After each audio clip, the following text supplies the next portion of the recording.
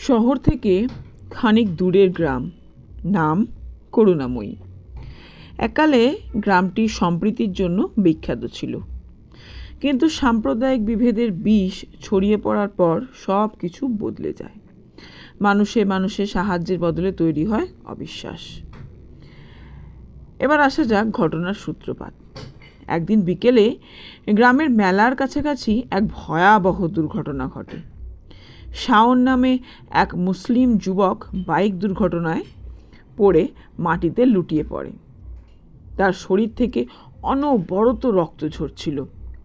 চারপাশে মানুষ ছিল, কিন্তু কেউ এগিয়ে আসেনি।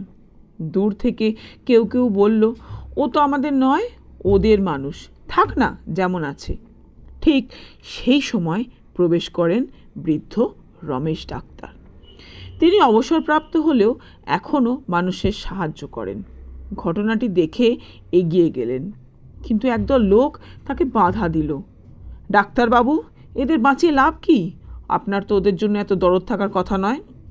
রমেশ ডাক্তার দাঁত চেপে বললেন, মানুষের প্রাণের চেয়ে বড় কোনো ধর্ম নেই। যার রক্ত বাঁচাতে পারে সেই প্রকৃত মানুষ। এরপর রমেশ ডাক্তার শাওনকে নিজের স্কুটারে তুলে দ্রুত হাসপাতালে নিয়ে গেলেন। ডাক্তাররা জানালেন শাওনের অবস্থা অত্যন্ত সংকটজনক। তার জীবন বাঁচাতে হলে অবিলম্বে ও নেগেটিভ রক্ত দরকার। খবর ছড়িয়ে পড়ল গ্রামে।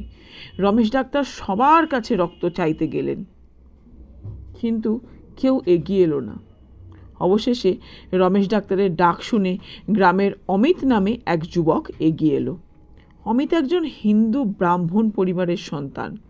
তার রক্তের গ্রুপ মিলল শাওনের সঙ্গে, কিন্তু তার পরিবার বাধা দিল। তাকে বলল, অমিত, তুমি আমাদের মুখে কালিমা দেবে?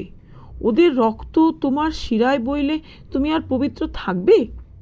অমিত বলল, পবিত্রতা কি অন্যের জীবন বাঁচানোর চেয়ে বড় কিছু? আমি যদি আজ পিছিয়ে যাই, তবে আমি মানুষ হিসেবে বেঁচে থাকতে পারবো না।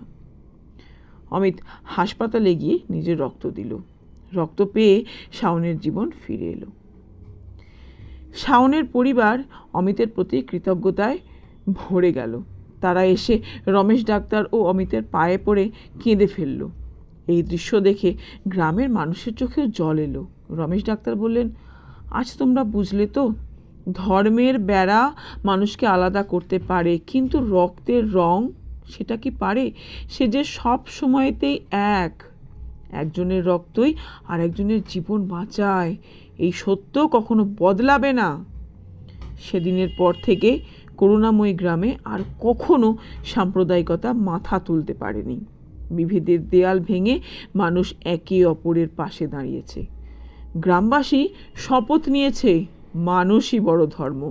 মানুষের পাশে দাঁড়ানোই আমাদের কর্তব্য, সবার কর্তব্য। এই গল্প আমাদের মনে করিয়ে দেয়, রক্তের রং সত্যি এক। বিভেদের অন্ধকার দূর করতে আমাদের একে অপরের পাশে দাঁড়াতেই হবে। মানুষ হিসেবে এটাই আমাদের প্রকৃত পরিচয়।